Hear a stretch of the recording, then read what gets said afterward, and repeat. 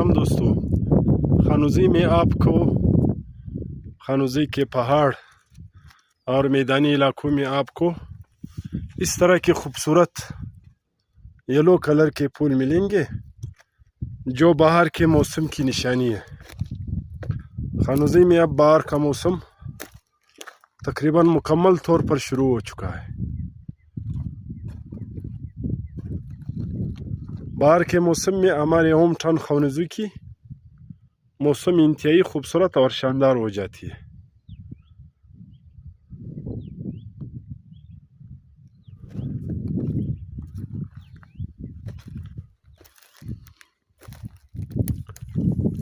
आपको बैकग्राउंड में मुख्तलिफ़ किस्म के परिंदों की खूबसूरत आवाज़ें भी सुनाई दी होंगी यकीनन।